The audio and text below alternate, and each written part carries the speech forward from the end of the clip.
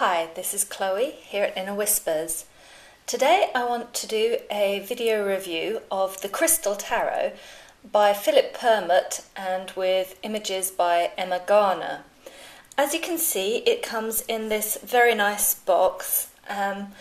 This deck is published by, I think it's Cico Books, and it was published in 2010. The box is very nice. I really like the colour, the design, the layout, and the packaging overall is really very good. As you can see, it pulls out here, and in here we have the little companion book and the cards.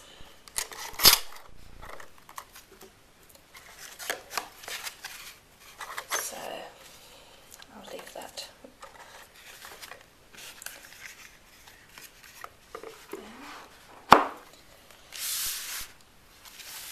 The cards, the back has this design with a number of crystals around a flower pattern in the centre, and this is also the pattern, I believe, for the suit of cups.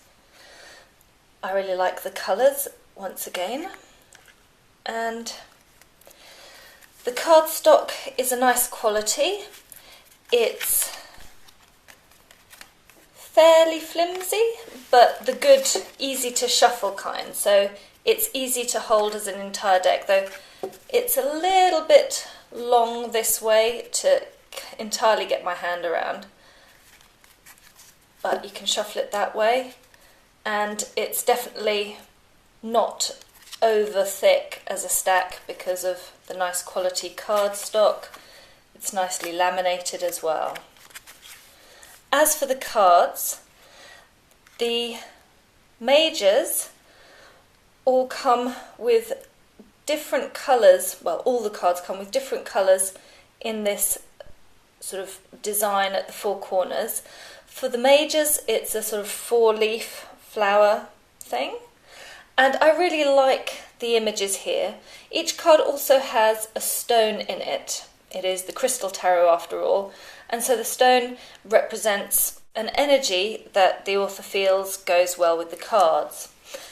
In fact, those associations, let me bring you a little closer.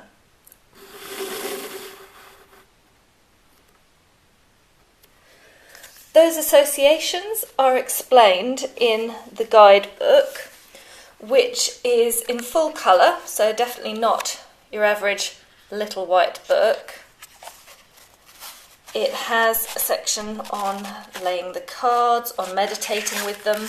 It has a number of different spreads as well that you can do with this deck.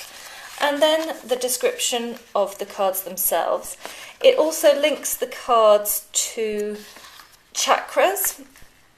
It looks at numerology a little bit. And as I say, all of the cards are associated with a particular stone. So for the majors, you have a full page for each, including the planetary sign, the crystal, and the chakra that it's associated with by this author, a little key phrase, a more detailed description, and something about each of the crystals, why they were chosen, what to do with them, how to use them, which I think is a really nice touch. So then for the minors, there's a little bit about the suits, the element and the concept that they're associated with, and then normally it fits 2 cards to each page, once again showing the crystal that is associated with each. Nice full colour pictures, a little description, interpretation of the card, and these ones don't have a planetary sign, but they still have both the crystal and the chakra that they're associated with. And that's the same for each of the cards. So, moving on to look at the cards in more detail. As I say, the majors are very attractive, quite quirky images, perhaps a little naive, the artwork, but not excessively so. And I think they have a lot of charm. Each one is associated with a particular stone, as we said, and that stone is normally represented as the crystal itself, what it looks like, as well as being seen in the colour of, for example, here the Empress's wand, her shield, and also in the emblems in the four corners. So then we move on to the Emperor. He has this ruby stone, red colour in all these places. The imagery is fairly traditional.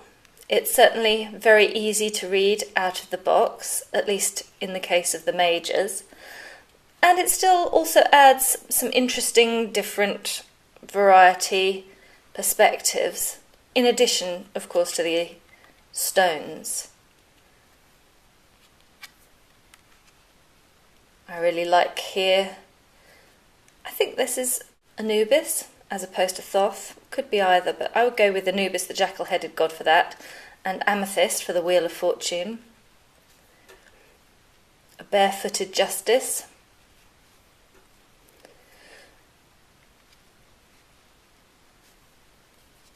I really like the colours of this deck.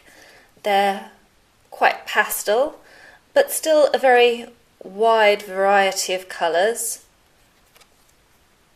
And then sometimes the stones are in sort of more lifelike, almost photographic.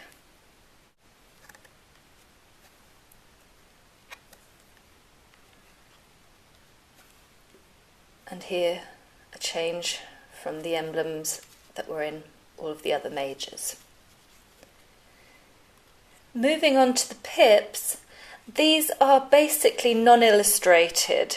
So the major difference is that you have a different stone for each, and once again the colour of that is highlighted in the suit emblem, and for example in the wands it's highlighted in the colour of the leaves or the fruit on the tree, but fundamentally they're non-illustrated, just increasing numbers of the same branch with not a huge variety in the way that they're laid out either, which makes these cards a little bit more tricky to read. Obviously can be done with guidebook or with set meanings that you already have in your mind for each of the cards. Here it's a sort of five-pointed, almost pentacle-like flower. All the other flowers are also five-petaled, but different forms. This one, as I say, in the cups, echoes to a degree the reverse, the backs of the cards. And here we have all the cups. Once again, very lovely sort of aqua or turquoise colouring. And all of the cards of the minors, they have the same colouring throughout the particular suit, so that it's quite easy to see at a glance which suits are represented in your reading.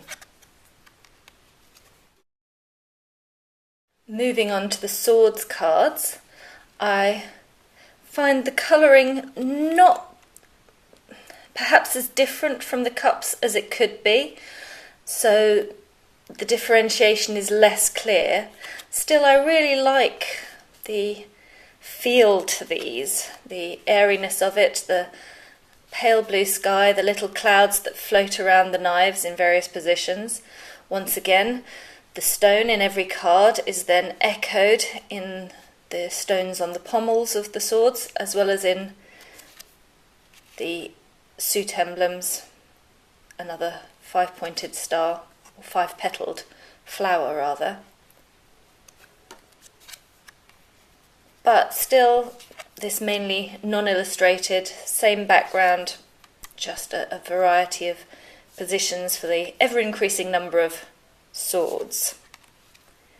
And finally, the pentacles, with this gorgeous, very earthy mix of brown and green with growing plants, and the stones are always inside the earth from which the pentacles then grow up and out. I think in some ways the pentacles are my favourite suit in that regard, because there's always this growth up from the earth.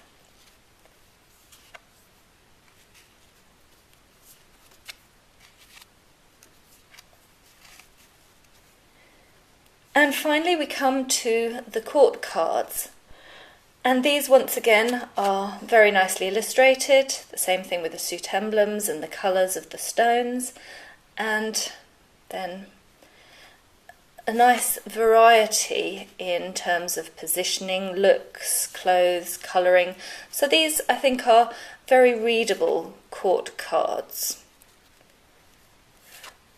One thing that I would have liked actually is for the name of the stone to be actually on the card. I know people have different opinions about whether or not you want text beyond the most basic title and suit, but it would have been nice for me to have that on the card rather than always having to refer back to the little white book, at least until you've kind of got them all memorised. Or perhaps some people will recognise all the stones, but 78 stones is quite a lot, and I certainly didn't recognise a majority of them perhaps.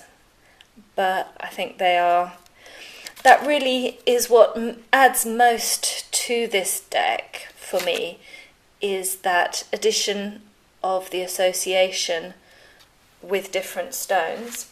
And if we return to the book for a moment, I'll give you an example.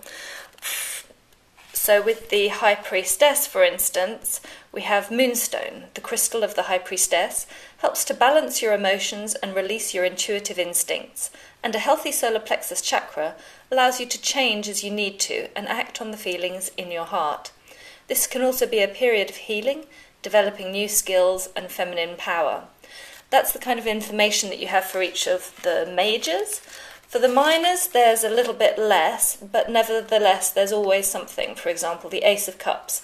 Abalone shell, a feminine stone that lets you see the beauty around you, helps you release emotions that are holding you back from finding love. The energy you have focused on your base chakra will also help you move forward into new relationships or renew an existing one. So the stones have definitely been chosen to match the normal kind of interpretation of the cards, and we also get that in the little interpretative sentence that these are traditional interpretations for all the cards, which is why I say it is quite easy to read out of the box, so long as you can get on with the fact that they're non-illustrated pips. And I do love the photographs of the stones in the book, which gives a much clearer view of the stone, what it looks like. So if you want to go out and buy it, you don't just have the name, but you will recognise it. And so the idea is that you can use the stones as a focus and either think about them, use the card, or actually get the stone that you feel would be most helpful for you. So that's a really nice addition to this deck, which is in itself a very beautiful, well-presented one. I hope that you found this review useful and that you'll come back again soon. In the meantime, please listen to your own inner whispers.